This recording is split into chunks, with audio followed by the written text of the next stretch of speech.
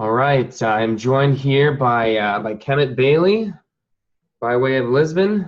Khemit is here in the States this week, and we've been in touch for the past few weeks talking about our joint projects on personal development and discovering your purpose. And we're going to be having a conversation today about that. So, Khemit, you want to go ahead and introduce yourself? Yeah, thanks for the intro. I am actually here in California now, but home based in Lisbon. Um, I've been working on a personal development course that has a theme very similar to yours. And so that's one of the reasons why we started talking. And we realized that there may be some conversations we could have that are of some value to people who are interested in the ideas that we've been pushing around. So looking forward to the conversation. Yeah, great. Well, it's good to connect with you again here. I think we're going to find some similar threads in our work as we go along here. But we are approaching this idea of personal development from different angles, right? And I'll let you kind of explain how your program works. For me, I work as a career coach, working with mid-career professionals who are feeling like they're stuck in the wrong line of work. Oftentimes, they found themselves a few years out of college. They took a job that was practical, and after a few years of this, they realized that it's just not doing it for them. It really never was, but it took a few years for it to become a real problem. And so, when we get connected, they hire me to help them figure out what's next. How do I make this change? Because I can't do this job for the rest of my life here. Mhm. And that's where the work begins. So I'll just leave it at that. And if you want to just kind of talk about your program. Yeah, sure. So my program is kind of based around getting people to that same understanding. Because again, like there are lots of people, like you said, who are in careers that they're not really happy with, or relationships that they're not pleased with, or not in relationships, or just find themselves kind of directionless in a lot of different areas of life. And I found that that's one of those problems that, especially as Americans, I would say, we don't tend to talk to about that much. It's more like kind of keep your head down, do the work, and the benefits you reap will be shown in your wallet, and that should be the reflection of what is valuable in your life. But I think a lot of people coming around to the idea that maybe there's something more, maybe something in addition to that. So anyway, my course is built around the idea that one of the ways at getting at what are the things that most fundamentally motivate us is by paying attention to the stories that we care about. And so the course is built around using movies, but obviously the technique that it's based on can work with books and TV and fiction of all kinds. Movies are just an easier format for the way that my course is set up. And so I walk people through a process where they pay attention to the characters that they respect or admire in film, and then they start to look at what those characters are actually doing that makes them feel that way. And then based on that, it kind of gives them this picture that I kind of call the ideal, which is like almost it's like a version of what it is that they think is worthwhile in life, and a set of actions that they can actually either emulate or find themselves out of alignment with. And then the course then builds on that concept to take people from where they are to where they want to be as far as what they're doing that might be holding them back, or what they want to be doing in the future.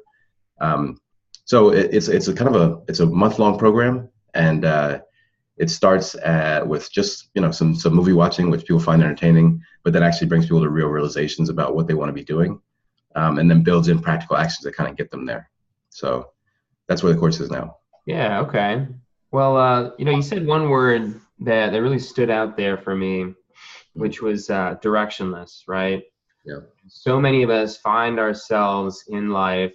It's like a ship without a compass. We're kind of lost at sea all of a sudden because we left port without really considering our destination, or without considering what course is most appropriate for us, right? Yeah. So this theme of lost and confused is one that comes up quite a bit. And so yeah, so it's interesting when I start to work with somebody who's feeling lost or directionless. The key is always to kind of bring them back home, right?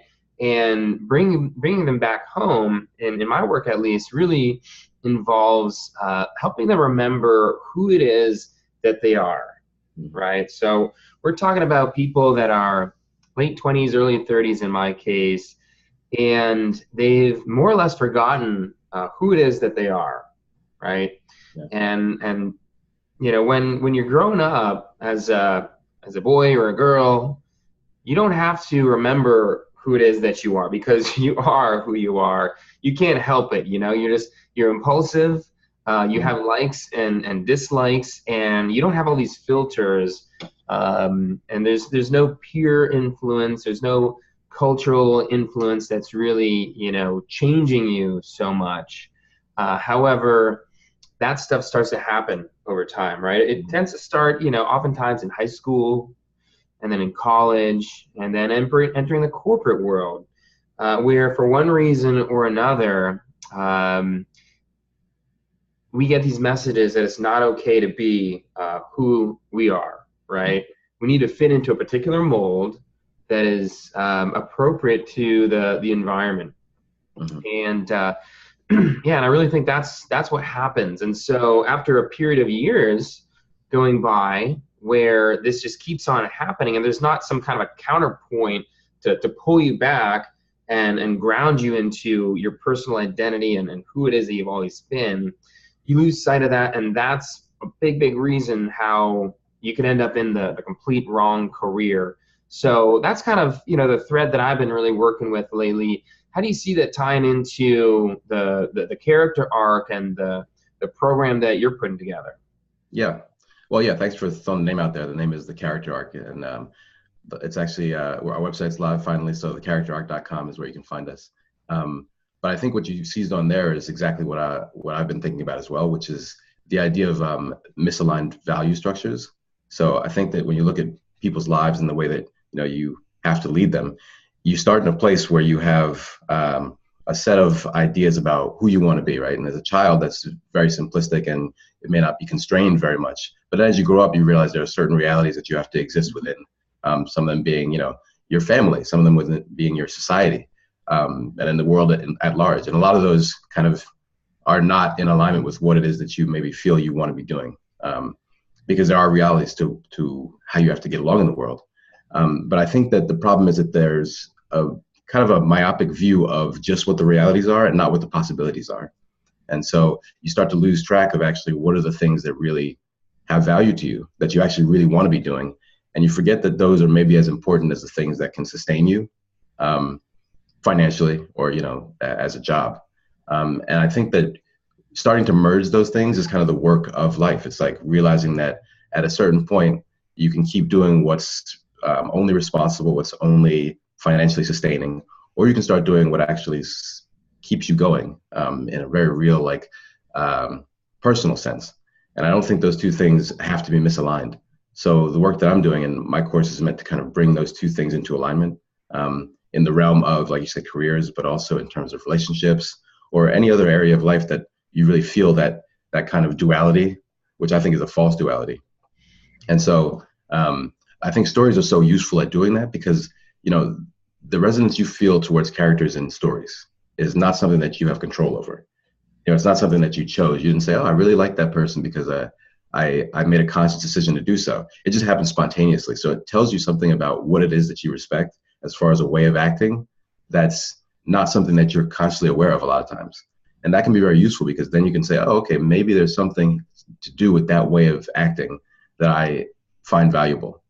And it doesn't always have to mean, you know, I need to quit my job to be in alignment with that way of acting. It can mean, oh, I just need to start bringing my actions into alignment with whatever that is. Mm-hmm. And so whereas you focus, you know, strongly on career, I focus more on just the actions that people are taking in the world that drive them to be the people that they are.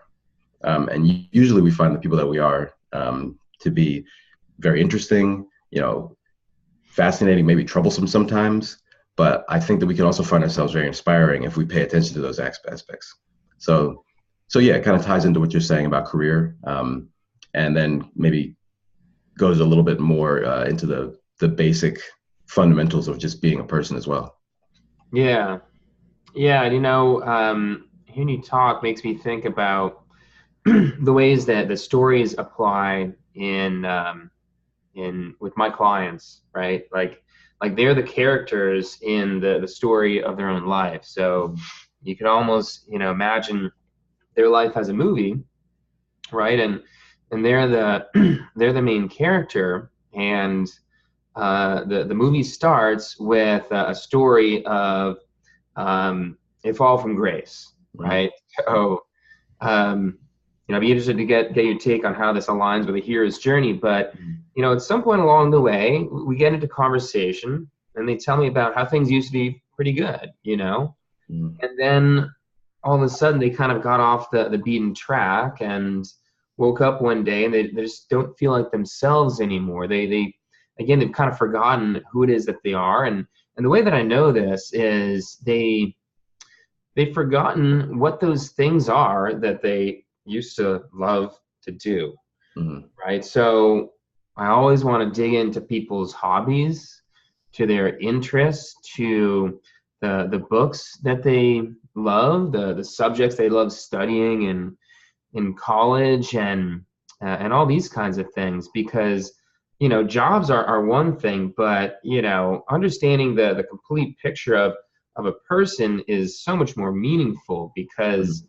Mhm. that's when you start to understand what people care about, Right. right? And when you start talking about what people care about, well, then you start connecting the dots between interests and motivation, right? And when we're talking about jobs and career and work and money and success, ultimately, you have to have very strong motivation, right?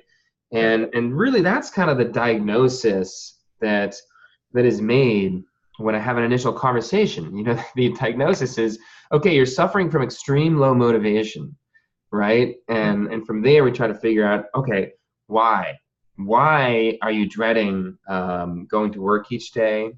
Why do you feel like a slug when you've got a mountain of work that you've Mhm. got to do? And once we peel back the layers on the onion, we understand, oh, well, of course, you don't give a shit about this stuff. Yeah. Never have, and you never will, because that's not you, Mhm. Some people love accounting, right? Some people love numbers. Mhm. But I had a client recently who was working as an accountant, and that just wasn't her. So that's just kind of one quick example. Yeah. So yeah, what's your take on this? Do you see this playing out in your world as well? Yeah, definitely. It comes into play mostly because if you look at life in general, if you look at anything that happens, humans are kind of made to build a narrative structure around it. That's how we view the world, as stories. So if you look at any, you know, um, life of any person from the past, when and you see what they did, a historical figure, for instance, you always see their life as kind of a story. You could write a movie out of it. In fact, they do that all the time. And so when you watch that movie, it's very clear what's happening in the story. You can see immediately whether it's a tragedy, whether it's a drama, a straightforward drama, whether it's like a horror movie, um, or whether it's like an uplifting kind of a film. And how you see it, how you perceive it, is really just a part of how what's baked into the actions that have taken place over the course of that life. So obviously there's dramatization in play when you're talking about Hollywood, but when you're talking about actual people, we do this all the time as well. So you have friends who you can look at and say, oh, that person's on a downswing. Like something's happening that's making their life go maybe not a way that they want it to go, and maybe they don't realize it, but you recognize it because you see stories, and so everyone else sees stories too. And so what my course kind of tries to do is help you start to see the story of your own life, so that when you look at what you're doing and how it plays into what's happening in your life, you start to realize what story you're living. And that kind of puts you in touch with what it is that you want to be doing and what story you want to be living. So really it just gives you the option of choosing, right? Because if you look at the things that are happening in your life and you're able to tally them up, without waiting till your life is over, then you start to get a very clear picture of what it is that's happening. And sometimes that picture may turn out to be something you don't like. I talk to a lot of people who are in my course, and who they say, and that one of the things that they start to realize is that, like, oh, if I keep acting the way I'm acting, my life is on course to be a tragedy, right? Because things are not going the way I want them to go. I'm starting to become bitter about that. I'm starting to become resentful about that. And I'm not taking action to change course. So I'm just kind of steadily on a downswing. And really, when you look at it from that perspective, it starts to seem like it's inevitable, right? You seem like you have no control over it. But through my course, people start to realize that they do have control over it, because all that's happening is that their actions are having specific reactions, and that if they change those actions, things can start to act, behave differently in their lives. So what you said, yeah, it makes perfect sense, because people do view things that way naturally, can't help it.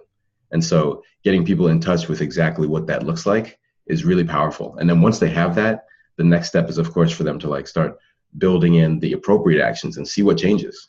I mean, the good thing is that, especially when things are going bad, there's nowhere else to go but up. And I think people also have this false perception that they can't really change their lives for the better, which to me has never really made much sense, because if you look at anyone's life, you look at your own life, you could tell me right now like 15 ways that you could make your life a lot worse by tomorrow.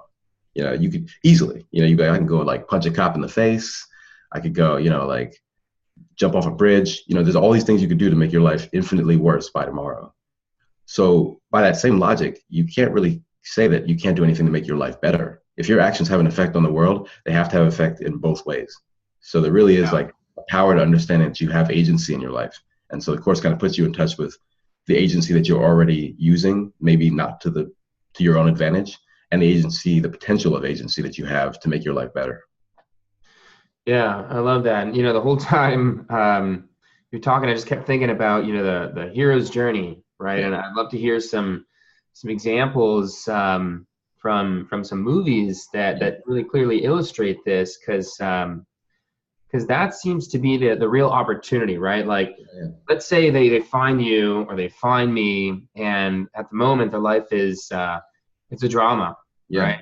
It's a tragedy, and in some cases it's a horror story, and that's okay, right? Because in every great hero's journey, isn't that how it starts off? You kind of start off with this fall from grace, this person who was doing well, and then shit kind of hit the fan, right? And so we connect with them at this kind of low point in their lives, and we kind of break out the smelling salts and remind them, hey, listen, like this is just that point in the story where Rocky gets up off the mat and gets back to the gym and starts training super hard so he can come back and whoop some ass. And a montage of hopefully. Yeah. Every good life needs a good montage. I agree. No, well, yeah, I mean, it's funny. Sports movies are really just like the most distilled version of the hero's journey. So every time you watch, that's why they're so inspiring. And that's also why they're so repetitive, which is why some people don't like them. But I think when they're done well, it just takes that story and it does exactly what you said. Somebody who's on top, and then they, something happens that makes them, either lose hope or, fall from grace, like you said. Or sometimes they just start off in a place where they're, not very good. They're in the early stages of the movie, so they just haven't gotten there yet. And then what do? They work their ass off, and they reach a point where they get what it is that they're training for. It starts to actually seem real to them. And that's your montage point, right? It's like the turning point in the story where they start to realize that there's potential there. But then, of course, there's a final battle, right? And I think the interesting thing about sports movies and life in general is, when people hit that final battle in the sports movie, sometimes they don't win. Sometimes you lose the game. Like Rudy, didn't he lose in Rudy? Like right. But it's not about the losing or winning. They win. Right, exactly. They lose, but they win. But I think, so to put sports movies aside, one of the best examples that most people have probably seen is like The Matrix, which it ties it directly into like your career stuff. Because at the beginning of the movie, you have Neo, he's like working in a cubicle, and he just senses that there's something else out there. He's like really like, he's like searching. He's like, what is the Matrix? He's trying to figure out exactly what's behind the curtain, because he senses there's something else out there, but he doesn't know how to get to it. But he's doing something about it. And really, that's like the thing that I think people should pay attention to. It's not just the fact that, Neo's lost and he's in this dead end job and he hates his life. It's the fact that he's up every night working hard, trying to figure out what the other thing is. And that's important, because it means like, it's not just him sitting around complaining about it. It's him actually trying to get somewhere. And what happens? Well, he actually meets his mentor, right? And like and they offer him a choice. They said, you want to take the red pill or the blue pill? You can go forward, you can go backwards. And he chooses to go forward.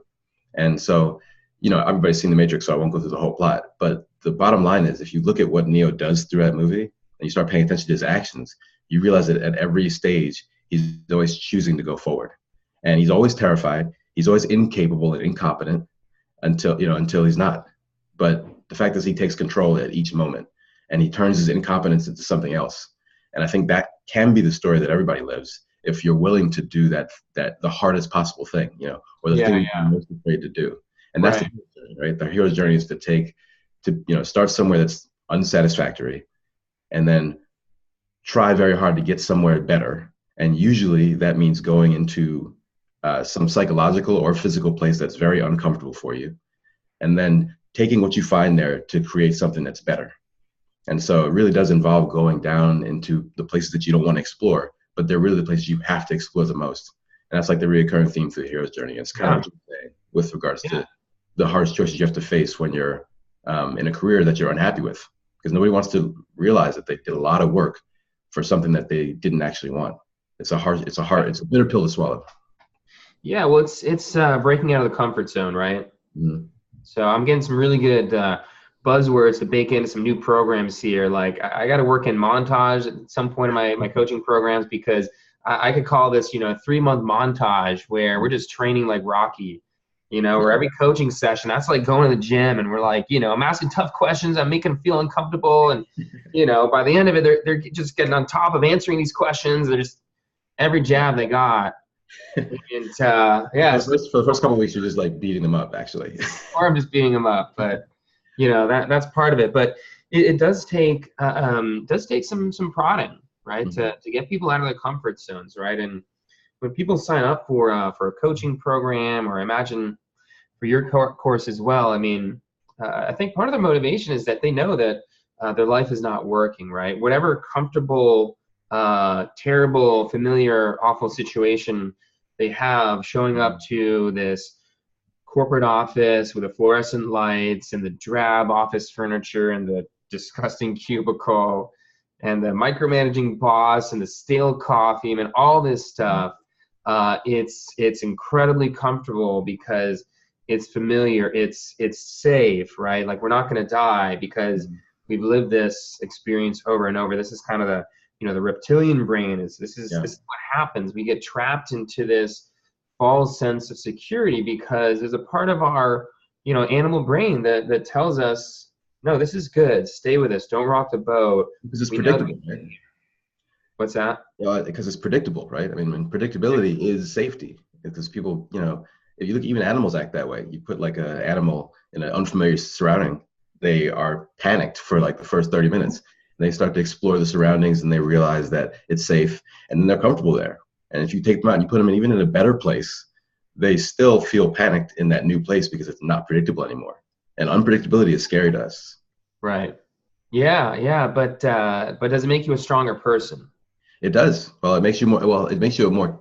No, sorry. Does predictability make you a stronger person? Oh no, definitely not.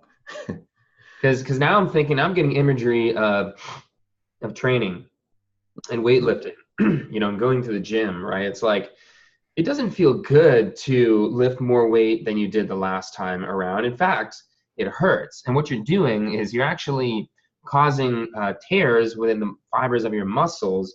And the next day, it's just pain, right? You feel pain for the next 2 days. And then on the third day, something amazing happens. Your muscles reform and they're that much stronger, right? So the next time you go to the gym, you lift that same weight, you got a new problem. Yeah. And that's kind of, I think, a good metaphor for, breaking out of your comfort zone and getting out of this, familiar environment. Yes, it's going to be painful, but you're training yourself to get stronger and more capable so that you can then do something amazing, right? Yeah. Like, I don't know, win a weightlifting competition or whatever the case may be. Running out of weightlifting metaphors here, but this applies everywhere. You gotta get fit. You have to get mentally fit, and this is what the work is all about. Yeah, weightlifting is a perfect analogy. It works on all those different levels, and if you look at learning anything, really, weightlifting is basically your body learning to be stronger. But anytime you learn anything, you go through that same process. You know, that's why school is so tough for people, you know, when they're growing up, because school is just a long chain of years of you being bad at things, right? And you're bad at those things until you become good at them. But you become good at them, right? You're not good at math originally. You get better at math. You know, you're not good at grammar originally, then you get better at it. You don't know anything about history, and then you learn about history. And so you can change over time if you put in the effort, but the effort is just inherently uncomfortable. And so that's kind of the thing that keeps most people from seeking out change, because it is challenging. And so actually in my course, we use that narrative structure to kind of walk people through that process. So if you look at, you know, there's 3 acts in any movie really. And you have like the first act, which is like the setup, and you're introduced to the characters where they kind of learn what their situation is, where they are. That's like your beginning of the Matrix with Neo in his cubicle. He's unsatisfied, looking for something better, right?